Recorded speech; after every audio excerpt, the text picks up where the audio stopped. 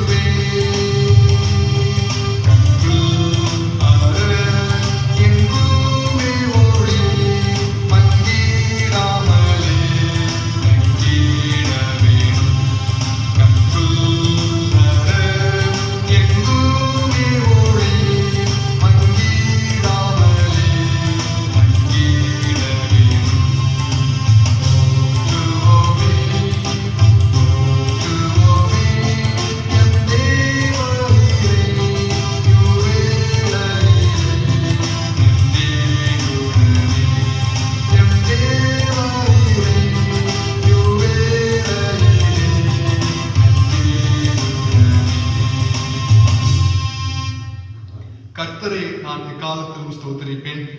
அவர் துதி எப்போதும் என் வாயில் இருக்கும். கர்த்தருக்குள் என் ஆத்துமா மேன்மை பாராட்டும். சிறுமைப்பட்டவர்கள் அதை கேட்டு மகிழ்வார்கள். என்னோடே கூட கர்த்தரை மகிமைப்படுத்துங்கள். நாம் ஒருமித்து அவர் நாமத்தை உயர்த்துவோமாக. ஜெபம் செய்வோம்.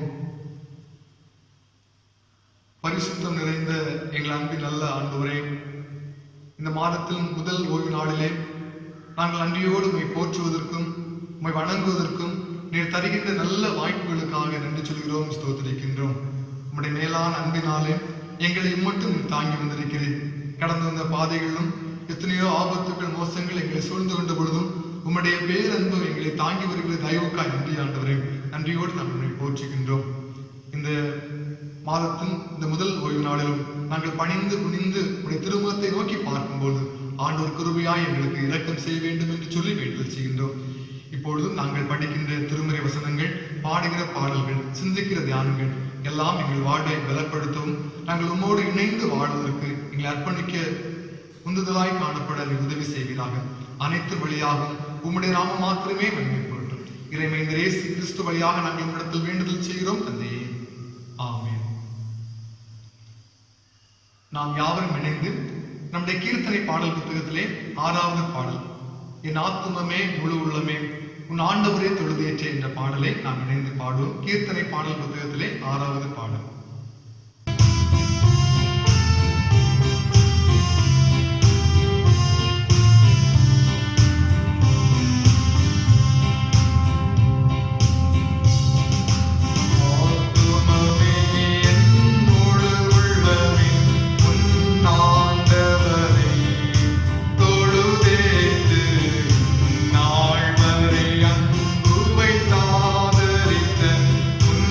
ஆண்டவரே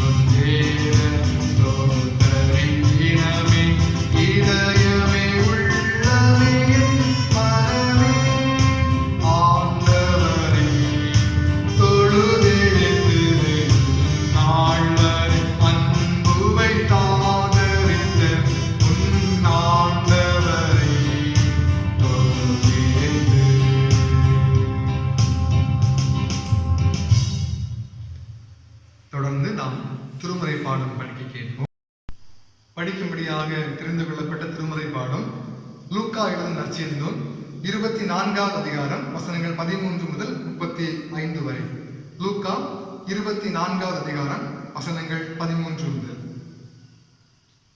அன்றைய தினமே அவர்கள் 2 பேர் எருசலேமுக்கு 7 அல்லது 8 மைல் தூரமான எம்மாவூர் என்னும் இடத்துக்கு போனார்கள். போகையில் இந்த வர்த்தமானங்களை யாவையும் குறித்து அவர்கள் ஒருவர் பேசிக் கொண்டார்கள். இப்படி அவர்கள் பேசி சம்பாசித்துக் கொண்டிருக்கையில் இயேசு தாமே சேர்ந்து அவர்களுடனே கூட நடந்து போனார். ஆனாலும் அவரை அறியாதபடிக்கு அவருடைய கண்கள் மறைக்கப்பட்டிருந்தது. அப்பொழுது அவர் அவர்களை நோக்கி, நீங்கள் துக்கமுகம் உள்ளவர்களாய் வழி நடந்து ஒருவருக்கொருவர் சொல்லிக் கொள்கிற காரியங்கள் என்னவென்று கேட்டார். அவர்களில் ஒருவனாகிய கிளையோப்பா என்பவன் பிரதியுத்தரமாக, இந்நாட்களில் எருசலேமிலே நடந்தவைகளை அறியாதபடிக்கு நீர் அந்நியராய் இருக்கிறீரோ என்றார். அவர், எவைகள் என்றார். அதற்கு அவர்கள், நசரேயனாகிய இயேசுவை குறித்தவைகளே. அவர் தேவனுக்கு முன்பாகவும் ஜனங்கள் எல்லாருக்கும் முன்பாகவும் செய்கையிலும் வாக்கிலும் வல்லமை உள்ள தீர்க்கதரிசியாய் இருந்தார். நம்முடைய பிரதான ஆசாரியரும் அதிகாரிகளும் அவரை மரண ஆக்கினைக்கு உட்படுத்தி சிலுவையில் அறைந்தார்கள். அவரே இஸ்ரவேலை மீட்டு ரட்சிப்பார் என்று நாங்கள் நம்பியிருந்தோம். இவைகள் சம்பவித்து இன்று 3 நாள் ஆகிறது.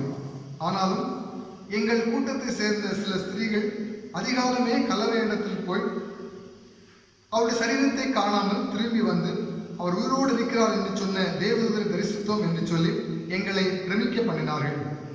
அப்பொழுது எங்களில் சிலர் கல்லறையிடத்தில் போய் ஸ்திரீகள் சொன்னபடியே கண்டார்கள், அவரையோ காணவில்லை என்றார்கள். அப்பொழுது அவர் அவர்களை நோக்கி, தீர்க்கதரிசிகள் சொன்ன யாவையும் விசுவாசிக்கிறதற்கு புத்தி இல்லாத மந்த இருதயம் உள்ளவர்களே, கிறிஸ்து இவ்விதமாய் பாடுபடவும் தமது மகிமையில் பிரவேசிக்கவும் வேண்டியதில்லையா என்று சொல்லி மோசே முதலிய சகல தீர்க்கதரிசிகளும் எழுதின வேத வாக்கியங்கள் எல்லாவற்றிலும் தம்மை குறித்து சொல்லியவைகளை அவர்களுக்கு விவரித்து காண்பித்தார். அத்தருணத்தில் தாங்கள் போகிற கிராமத்துக்கு சமீபமானார்கள். அப்பொழுது அவர் அப்புறம் போகிறவர் போல காண்பித்தார். அவர்கள் அவரை நோக்கி, நீர் எங்களுடனே தங்கியிரும், சாயங்காலம் ஆயிற்று, பொழுதும் போயிற்று என்று அவரை வரைந்து கேட்டுக்கொண்டார்கள். அப்பொழுது அவர் அவர்களுடனே தங்கும்படி உள்ளே போனார். அவர்களோடே அவர் பந்தி இருக்கையில் அவர் அப்பத்தை எடுத்து ஆசீர்வதித்து அதை பிட்டு அவர்களுக்கு கொடுத்தார். அப்பொழுது அவருடைய கண்கள் திறக்கப்பட்டு அவரை அறிந்தார்கள். உடனே அவர் அவர்களுக்கு மறைந்து போனார். அப்பொழுது அவர்கள் ஒருவரை ஒருவர் நோக்கி, வழியிலே அவர் நம்முடனே பேசி வேத வாக்கியங்களே நமக்கு விளங்க காட்டின பொழுது நம்முடைய இருதயம் நமக்குள்ளே கொழுந்து விட்டு எரியவில்லையா என்று சொல்லிக்கொண்டு அந்நேரமே எழுந்து எருசலேமுக்கு திரும்பி போய் 11 அவர்களோடு இருந்தவர்களும் கூடியிருக்க கண்டு, கர்த்தர் மெய்யாகவே உயிர்த்தெழுந்து சீமோனுக்கு தரிசனமானார் என்று அவர்கள் சொல்ல கேட்டு வழியில் நடந்தவைகளையும் அவர் அப்பத்தை பிற்கையில் தாங்கள் அவரை அறிந்து கொண்டதை விவரித்து சொன்னார்கள் என்பதே. பாடம் முடிந்தாயிற்று. கிறிஸ்துவுக்கே மகிமை உண்டாகட்டும். ஆமென்.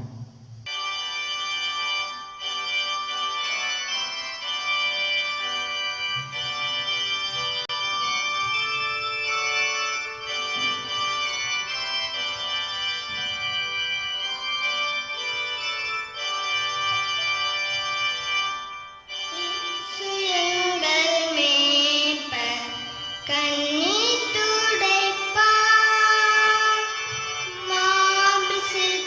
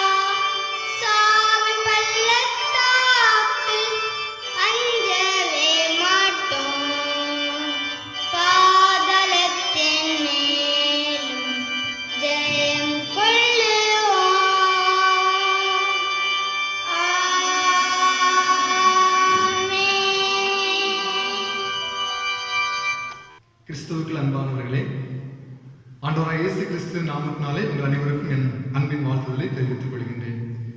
இந்த நாளிலும் உங்களோடு பகிர்ந்து கொள்வதற்காக எடுத்துக்கொண்ட வசனம் லூக்கா 24ஆம் அதிகாரம் 15வது வசனம். இப்படி அவர்கள் பேசி சம்பாஷித்துக் கொண்டிருக்கையில் இயேசுதாமே சேர்ந்து அவர்களுடனே கூட நடந்து போனார். உயிர்த்தெழுந்த ஆண்டவர் தன்னுடைய சீடர்களோடு தன்னுடைய அன்புறவை ஏற்படுத்திக் கொள்கின்ற நிகழ்வை தான் நாம் இங்கு பார்க்கின்றோம்.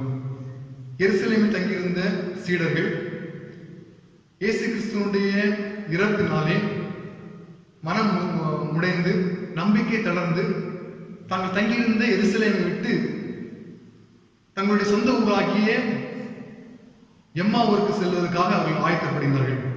அப்படி அவங்க நடந்து சென்று கொண்டிருக்கும் போது ஆண்டவர் இயேசு கிறிஸ்து அவர்களோடு உடன் செல்கின்றார், அவர்களோடு உரையாடுகின்றார், அவர்களோடு உணவருந்துகின்றார். இந்த நிகழ்வை தான் நாம் இந்த நாளில் சிந்திக்க இருக்கின்றோம்.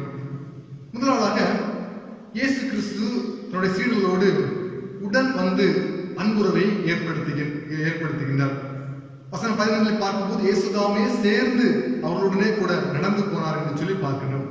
இந்த எருசலேமுக்கும் எம்மாவூருக்கும் சுமார் 11 கிலோமீட்டர் தூரம் என்று சொல்லி திருமறையில் சொல்லப்பட்டிருக்கிறது. சாயங்கால நேரம், மரண பயம், இப்படிப்பட்ட நிலையிலே அவர்கள் பயந்து அந்த இடத்திலே பயணப்பட்டுக் கொண்டிருக்கும் போதும் இயேசு அவர்களோடு கூட இணைந்து செல்கின்றார். நாம் கூட தூர இடம் பயணம் செய்ய ஆயத்தப்படும் போதும் நம்மோடு கூட நமக்கு பிடித்தமான நண்பர்களோ அல்ல உறவினர்களோ நம்மோடு கூட பயணப்பட வேண்டும் என்று சொல்லி நாம் விரும்புவதுண்டு.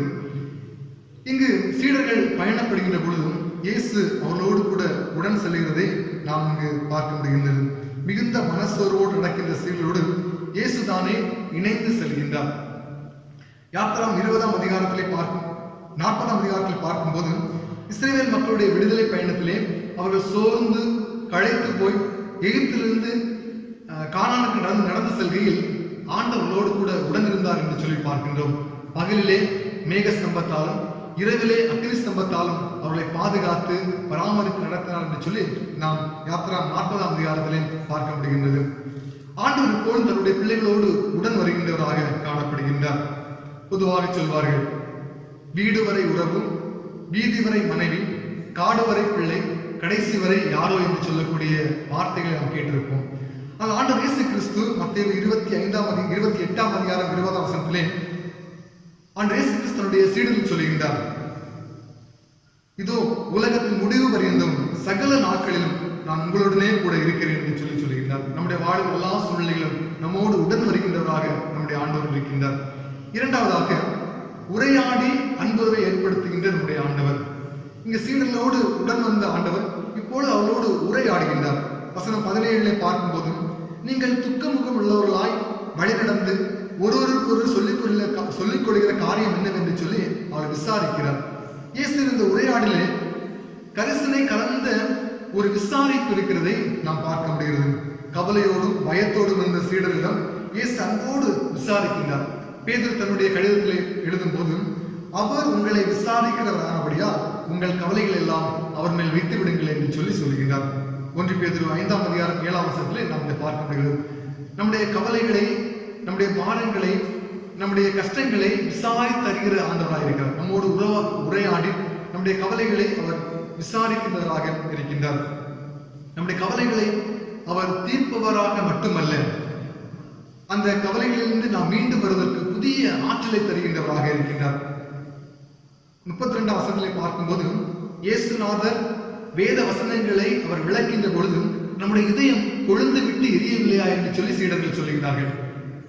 இயேசு கிறிஸ்து அவர்களோடு சீடர்களோடு கூட உரையாடி கொண்டிருக்கும் போது அவருடைய உள்ளம் கொழுந்து விட்டு எரிகிறது. ஒரு புதிய ஆற்றலை பெற்றுக் கொள்கிறார்கள். பயந்திருந்த சீடர்கள் இப்பொழுது பயம் நீங்கி ஒரு புதிய ஆற்றலை பெற்று ஆண்டவருக்காக வாழ்வதற்காக வாய்க்கப்படுகிறார்கள். நம்முடைய வாழ்வில் துன்பம் கலந்து சூழ்நிலையிலே துன்பத்தோடு வாழ்ந்து கொண்டிருக்கும் போது, ஆண்டவர் நம்மோடு பேசும்போது, ஆண்டவர் நம்மோடு உரையாடும் போது, அந்த துன்பங்களை மறந்து துன்பங்களை கடந்து புதிய ஆற்றலோடு நாம் வாழ்வதற்கு ஆண்டவர் நமக்கு பலன் தருகிறார். துன்பத்திலே அமிழ்ந்து கிடக்க வேண்டும் என்பது அல்ல, துன்பத்தை தாண்டி செயல்படுவதற்கு ஆண்டவர் நமக்கு பலன் தருகின்றார். ஆண்டவர் நம்மோடு பேசும்போது நாம் புதிய ஆற்றலை பெற்றுக்கொள்ள முடியும். ஆண்டவர் எப்படி நம்மோடு பேச முடியும்? எப்படி நாம் அவரோடு கூட உரையாட முடியும்? திருமறை வசனங்களை நாம் படிப்பதன் மூலமாகவும் ஜெபிப்பதன் மூலமாகவும் ஆண்டவரோடு கூட நாம் உரையாட முடியும். திருமறை வசனத்தை படிக்கும் போது ஆண்டவர் நம்மோடு பேச முடியும். நாம் ஜெபிக்கும் போது நாம் அவரோடு பேச முடியும். ஆண்டவரோடு உரையாடுகிற பிள்ளைகளாய் காணப்பட ஆண்டவர் நம்மை அழைக்கின்றார். ஆண்டவர் தன்னுடைய சீடர்களோடு உரையாடி தன்னுடைய அன்புறவை ஐக்கியத்தை வலுப்படுத்திக் கொள்கின்றார். மூன்றாவதாக உணவருந்தி அன்புறவை அவர் ஏற்படுத்திக் கொள்கின்றார். வசனம் 30-31 பார்க்கும்போது அவர்களோட அவர் பந்தி இருக்கையில் அவர் அப்பத்தை எடுத்து ஆசீர்வதித்து அதை பிட்டு அவர்களுக்கு கொடுத்தார் என்று சொல்லி பார்க்கின்றோம். அப்பொழுது அவர்கள் கண்கள் திறக்கப்பட்டு அவரை கர்த்தர் என்று அறிந்து கொண்டார்கள். உடன் வரும்போது இயேசுவை அறிந்து கொள்ளவில்லை, உரையாடும் போது இயேசுவை அறிந்து கொள்ளவில்லை. இப்பொழுது உணவை பகிர்ந்து கொள்ளும் போது இயேசுவை கர்த்தர் என்று அறிந்து கொள்கின்றார்கள். பொதுவாக நம்முடைய இல்லத்திலே ஒரு விருந்தினர் வருவார் என்று சொன்னால் வருகின்ற விருந்தினருக்கு நாம் தான் உணவை பகிர்ந்து கொடுப்போம். இங்கு ஒரு விருந்தினராக எம்மாவூர் சீடர்களுடைய இல்லத்திலே இயேசு கிறிஸ்து செல்கின்றார். ஆனால் அந்த இயேசு கிறிஸ்து சென்று அப்பத்தை இயேசு கிறிஸ்து பகிர்ந்து கொடுக்கின்றார். அதுதான் ஆண்டவருடைய குணம். எப்பொழுதுமே பிறருக்கு பகிர்ந்து கொடுக்கின்ற குணம் ஆண்டவரிடத்தில் இருந்தது. பசியோடு இருக்கின்ற மக்களுக்கு முன்பதாக வந்து அவர் பகிர்ந்து கொடுக்கின்றவராக காணப்படுகின்றார். நம்முடைய வாழ்வில் கூட இயேசுவை நாம் அறிந்து கொள்வதற்கு, இயேசுவை நாம் பார்ப்பதற்கு நாம் பகிர்ந்து கொள்ள வேண்டும். நம்மிடத்தில் இருக்கிறதை இல்லாதவரிடத்திலே நாம் பகிர்ந்து கொள்ளும் போது அப்பொழுது இயேசுவை நாம் காண முடியும். கோட்டான் என்கின்ற ஒரு ஸ்காட்லாந்து இறையியலாளர் சொல்லும் போது நம்முடைய உள்ளத்திலே 2 இடங்கள் காணப்படுகின்றது. ஒன்று சிலுவை, இன்னொன்று சிம்மாசனம். சிம்மாசனத்திலே நாம் இருந்து கொண்டு சிலுவையிலே ஆண்டவர் இருப்பார் என்று சொன்னால் நாம் ஆண்டவரோடு ஐக்கியப்படவில்லை என்று அர்த்தம். அதே வேளையிலே சிலுவையில் நாம் இருந்து கொண்டு சிம்மாசனத்திலே ஆண்டவர் இருப்பார் என்று சொன்னால் நாம் ஆண்டவரோடு கூட ஐக்கியப்பட்டிருக்கிறோம் என்பது அர்த்தம். நாம் கேள்வி எழுப்பி பார்ப்போம். நம்முடைய வாழ்விலே நம் ஆண்டவரோடு கூட இணைந்து வாழ்கின்றோமா? பாடுகள் கஷ்டங்கள் வரும்போது ஆண்டவர் உறுதியாக பற்றுக்கொண்டு இருக்கிறோமா? எம்மாவூர் சீசரை போன்று ஆண்டவரோடு உடன் செல்ல நாம் அழைக்கப்படுகின்றோம். ஆண்டவரோடு உரையாட நாம் அழைக்கப்படுகின்றோம். நம்முடைய உணவுகளை பிறரோடு பகிர்ந்து கொள்வதற்கு நாம் அழைக்கப்படுகின்றோம். ஆண்டவருடைய பிள்ளைகளாகி நாம் தற்போதுள்ள சூழ்நிலையில் ஆண்டவரோடு கூட உள்ள உறவிலும் அன்பிலும் நம்மை உறுதிப்படுத்திக் கொள்வோம். இறை சமாதானம் உங்கள் அனைவரோடும் கூட நிறைவாய் தங்கியிருப்பதாக. ஆமென். நிறைவாக நாம் கீர்த்தனை பாடல் புத்தகத்திலே 309வது பாடல், எல்லாம் இயேசுவே எனக்கு எல்லாம் இயேசுவே, தொல்லை மிகும் இவ்வுலகில் துணை இயேசுவே என்ற பாடலை நாம் இணைந்து பாடுவோம்.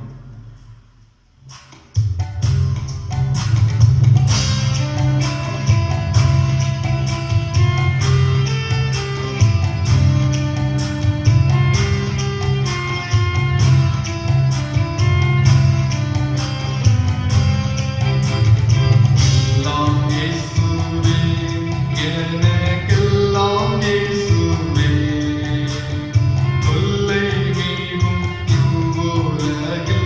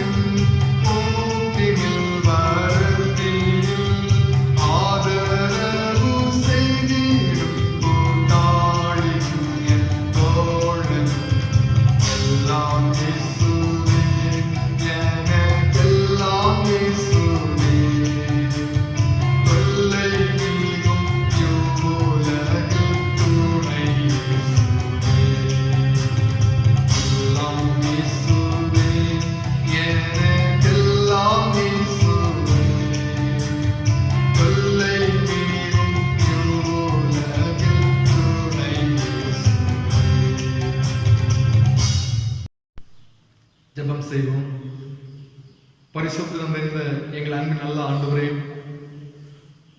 நன்றியோடு நாங்கள் உம்மை போற்றுகிறோம், துதிக்கின்றோம். இந்த காணொளி வழியாக நாங்கள் தொழுகையிலே கலந்து கொள்ளவும் உடைய வார்த்தைகளை சிந்திக்கவும் ஆண்டவர்கள் உதவி செய்தீர். நன்றி ஆண்டவரே. எம்மாவூருக்கு சென்ற சீடரிடத்திலே இருமை வெளிப்படுத்தினீர். அவர்களோடு நீர் உடன் சென்றீர், அவர்களோடு நீர் உறவாடினீர். உணவை பகிர்ந்து கொண்ட போது உண்மை நீர் அவர்களுக்கு வெளிப்படுத்தினீர். இரக்கமுள்ள எங்கள் அன்பின் நல்ல ஆண்டவரே, நாங்களும் உம்மோடு பயணம் செய்யவும் உம்மோடு உரையாடவும் எங்களுடைய உள்ளதை பிறரோடு பகிர்ந்து கொள்ளும் வழியாக உம்மிடத்தில் பகிர்ந்து கொள்ளவும் ஆண்டவர்களுக்கு உதவி செய்ய வேண்டும் என்று சொல்லி நாங்கள் வேண்டுதல் செய்கின்றோம். தற்கால சூழ்நிலையிலும் உலகம் ஒரு பயந்த சூழ்நிலையில் சென்று கொண்டிருக்கிறதை நாங்கள் அறிந்திருக்கிறோம். ஆண்டவரே, உலகம் சமாதானமற்று ஆண்டவரே மிகுந்த ஒரு கொடுமையான சூழ்நிலை அவங்க இருந்து கொண்டிருக்கும் போதும் ஆண்டோடைய இருக்க கிருபையாய் இருக்க வேண்டும் என்று சொல்லி நாங்கள் வேண்டுதல் செய்கிறோம். உலக நாடுகள் அத்தனைக்காக நாங்கள் வேண்டுதல் செய்கிறோம். ஆண்டவரே, ஒவ்வொரு நாட்டிலும் ஆண்டோடைய அதிசயமான கரம் ஆண்டவரே தொட வேண்டும் என்று சொல்லி ஜெபிக்கிறோம். ஒவ்வொரு நாட்டின் தலைவர்களுக்கும் ஆண்டு விசேஷ ஞானத்துக்கு தருவதாக, மருத்துவம் ஆராய்ச்சியில் ஈடுபட்டுக் கொண்டிருக்கின்ற நம்முடைய பிள்ளைகளுக்கு ஆண்டரே உங்களுடைய ஞானத்தை வெளிப்படுத்தி சீக்கிரமாக இந்த நோய்க்கான மருந்துகள் கண்டுபிடிக்கப்படும் ஆண்டவரிலிருந்து விடுதலையை மக்கள் பெற்றுக்கொள்ள உதவி செய்ய வேண்டும் என்று ஜெபிக்கிறோம். தங்களுக்கு அருமையானவர்கள் என்று இழந்து தவிக்கின்ற அந்த பிள்ளைகளுக்காக ஜெபிக்கிறோம். ஆண்டவர் தெய்வீக சமாதானத்துக்கு அதை கொடுப்பீராக. இந்த நோயினாலே பாதிக்கப்பட்டு மருத்துவமனையில் இருக்கின்ற மக்களுக்காக ஜெபிக்கிறோம். சீக்கிரத்தில் நல்ல விடுதலை இந்த பிள்ளைகள் பெற்றுக்கொள்வதற்கு ஆண்டவர் உதவி செய்ய வேண்டும் என்று சொல்லி வேண்டுதல் செய்கின்றோம். ஆண்டவரே, இதற்காக பல நிலைகளிலே பணி செய்து கொண்டிருக்கின்ற மருத்துவர்கள், தாதியர்கள், காவல் பணியாளர்கள், தூய்மை பணியாளர்கள் மற்றும் ஒவ்வொரு மக்களுக்காக ஜெபிக்கிறோம். ஆண்டவரே, ஒவ்வொருவரோடும் கிருபை இருக்கட்டும், பாதுகாப்பு இருக்கட்டும், தங்களுடைய பணிகளை மிக நேர்த்தியாய் செய்து நிறைவேற்றும் ஆண்டு அதன் வழியாக அநேக மக்களுக்கு அது ஆசீர்வாதமாய் காணப்படும் உதவி செய்ய வேண்டும் என்று சொல்லி ஜெபிக்கிறோம். கர்த்தர் வீட்டை கட்டாராயில் அதை கட்டுகிற பிரயாசம் இருந்தால், கர்த்தர் நகரத்தை காவலாளிகள் விழித்திருக்கிறது என்று சொல்லி பார்க்கிறோம். ஆண்டவரே, எல்லாவற்றுக்கும் மேலாக உம்முடைய அன்பு வெளிப்பட வேண்டும் என்று சொல்லி நாங்கள் உம்மிடத்தில் வேண்டுதல் செய்கின்றோம். இரக்கமுள்ள ஆண்டவரே, எங்களுடைய தமிழ்நாட்டின் கருத்தில் அர்ப்பணிக்கிறோம். ஆண்டவரே, நாளுக்கு நாள் ஆண்டவரை அதிகரித்துக் கொண்டிருக்கின்ற ஆண்டவர் நோயின் தாக்கத்தை கர்த்தாவே நீர் கிருபையாய் இறங்கி அதை தடுத்து ஆட்கொள்ள வேண்டும் என்று சொல்லி ஜெபிக்கிறோம். அரசும் அரசு அதிகாரிகளும் மிக சிறப்பாய் செயல்பட ஆண்டவர் உதவி செய்யும். ஆண்டு மக்களும் ஞானத்தோடு புத்தியோடு கவனத்தோடு நடந்து கொள்ளக்கூடிய கிருபைகளை தர வேண்டும் என்று சொல்லி வேண்டுதல் செய்கின்றோம். இரக்கமுள்ள அன்பின் நல்ல ஆண்டவரே, நம்முடைய அதிசயமான கரம், ஆண்டவரின் அற்புதமான கரம் ஆண்டவரின் இந்திய தேசத்தின் மேல், ஆண்டவரை எங்கள் தமிழ்நாட்டின் மேல் நிறைவாய் தங்கியிருக்க வேண்டும் என்று சொல்லி வேண்டுதல் செய்கின்றோம்.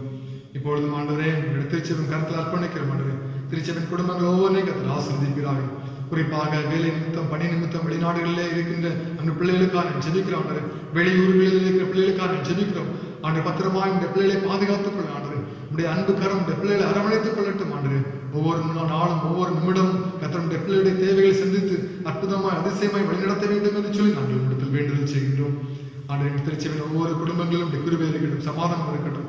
ஆண்டவரே, தற்போது உள்ள சூழ்நிலைகளிலே இந்த பிள்ளைகள் பொருளாதார நெருக்கடி சந்தித்துக் கொண்டிருக்கும் பொழுது உடைய பிள்ளைகளுடைய தேவைகளை சந்திக்க வேண்டும் என்று சொல்லி நாங்கள் உங்களிடத்தில் வேண்டுதல் செய்கின்றோம். அன்புள்ள இரக்கமுள்ள எங்கள் தந்தையே, கர்த்தாவே, நேரில் கூட எங்கள் திருச்சபையின் ஒவ்வொரு பிள்ளைகளும் கர்த்தர், சிறு பிள்ளைகள் முதல் வயது பெரியவர்கள் ஒவ்வொரு தனித்தனியாய் பேரை சந்திக்கிறார்களே, அவருடைய முயற்சிகள் பிரயாசங்கள் எல்லாவற்றும் கிருபை இருக்கட்டும். படிக்கின்ற பிள்ளைகளுக்கு நல்ல ஞானத்தை தாரும் ஆண்டவரே. தற்காலத்தில் கூட பள்ளிக்கூடம் சென்று படிக்க முடியாவிட்டால் வீடுகளிலிருந்து திருமறை வசனங்களை படிப்பதும் பள்ளிக்கூட பாடங்களை படிப்பதும் தன்னுடைய நேரத்தை நல்லபடி செலவழிப்பதற்கு உதவி செய்யும். நல்ல புத்தகங்களை படிப்பதும் நல்லபடி நேரத்தை வளப்படுத்திக் கொள்ளவும் தன்னுடைய திறமைகளை அன்றே வளர்க்கவும் ஆண்டவருடைய பிள்ளைகளுக்கு உதவி செய்ய வேண்டும் என்று சொல்லி வேண்டுதல் செய்கிறோம். நாங்கள் ஒரு நிமிடத்தை கூட சும்மா இருக்காதபடிக்கு ஒவ்வொரு நிமிடத்தையும் நல்லபடி பயன்படுத்திக் கொள்ள உதவி செய்யும். என்னுடைய நேரங்களை நாங்கள் ஜெபத்திலும் திருமறை வாசிப்பதிலும் மற்றும் நல்ல காரியங்களை நாங்கள் பயன்படுத்திக் கொள்வதற்கு ஆண்டவர்கள் உதவி செய்ய வேண்டும் என்று சொல்லி வேண்டுதல் செய்கிறோம். 12ஆம் வகுப்பு முடித்து ஆண்டு தேர்வுக்காய் காத்திருக்கின்ற பிள்ளைகள் நல்ல தேர்வுக்கு நல்ல வெற்றியை பெற்றுக் கொள்ளட்டும். ஆண்டவரும் அவருடைய மேற்படிப்பை கர்த்தர் ஆசீர்வதிக்க வேண்டும் என்று சொல்லி ஜெபிக்கிறோம். தடையில்லாதபடிக்கு எல்லாம் மிக சிறப்பாக அமைந்திருக்கட்டும். 10ஆம் வகுப்பு தேர்வுக்காய் ஆயத்தப்படுகின்ற பிள்ளைகளும் மிக சிறப்பானபடி ஆயத்தப்படவும் நல்லபடி தேர்வு எழுதும் பிள்ளைகளுக்கு உதவி செய்வதாக. தற்போதுள்ள சூழ்நிலைகள் அந்த படிப்படியாக அந்த சுமூகமான சூழ்நிலை வரத்தக்கதாக கர்த்தர் ஆசீர்வதிக்க வேண்டும் என்று சொல்லி நாங்கள் வேண்டுதல் செய்கின்றோம். இதற்குள்ள தந்தையை பலவீனத்தோடு இருக்கின்ற பிள்ளைகளுக்காக நான் ஜெபிக்கிறோம். கர்த்தாவே, அவருடைய பலவீனங்களில் அவருடைய கிருபையும் பலனும் நிறைவாய் தங்கி இருக்கட்டும். ஆண்டவரே, உங்களுடைய அன்பு கரத்தாலே அரவணைத்து பாதுகாத்துக் கொள்ளும். ஒரு விசை கூட சமூகத்தில் அர்ப்பணிக்கிறோம். ஆண்டவரே, தேவைகள் விருப்பங்கள் எல்லாவற்றையும் அறிந்திருக்கிற ஆண்டவர் எல்லாவற்றும் நலமானபடி எங்களுக்கு ஆசீர்வதித்தாரும். எங்களுடைய திருச்சபை சார்ந்த ஆண்டரே, இந்த வாரத்தில் நம்முடைய பிறந்த நாட்களை, திருமண நாட்களை நினைவு கூறி நம்ம பிள்ளைகளுக்காக ஜெபிக்கிறோம் ஆண்டரே. கர்த்தாவே, அவருடைய வாழ்க்கையில் ஆசீர்வதிக்கிறார்கள். அவருடைய வாழிலும் அவருடைய இறக்கும் குருவின் ஆசீர்வாதம் நிறைவாய் தங்கியிருக்க வேண்டும் என்று சொல்லி வேண்டும் செய்கின்றோம். ஒரு விசை கூட சமத்தில் எங்களை அர்ப்பணிக்கிறோம் ஆண்டரே. எங்களுடைய தேவைகள், விருப்பங்கள் எல்லாம் அறிந்திருக்கிறார்கள். அனைத்து நலமானபடி, நன்மையானபடி எங்களுக்கு ஆசீர்வதி தர வேண்டும் என்று சொல்லி வேண்டும் செய்கிறோம். இப்பொழுது ஜபத்தில் இணைந்திருக்கிற ஒவ்வொருடைய பிள்ளைகளுக்கு ஆசீர்வதியும், அவருடைய தேவைகளை செஞ்சியும், அவருடைய மனத்தின் விருப்பங்கள், தேவைகள் அறிந்திருக்கிறார்கள். அனைத்து நன்மையானபடி இந்த பிள்ளைகளுக்கு நீர் ஆசீர்வதி தர வேண்டும் என்று சொல்லி ஜெபிக்கிறோம். குறைகள், குற்றங்கள் எல்லாம் தயவாய் மன்னியும். துதி, கனமயம் எல்லாவற்றும் ஒருவருக்கே செலுத்துகிறோம். இறைமைந்த இயேசு கிறிஸ்து வழியாக நாங்கள் உம்மிடத்தில் வேண்டுதல் செய்கிறோம் தந்தையே. ஆமென்.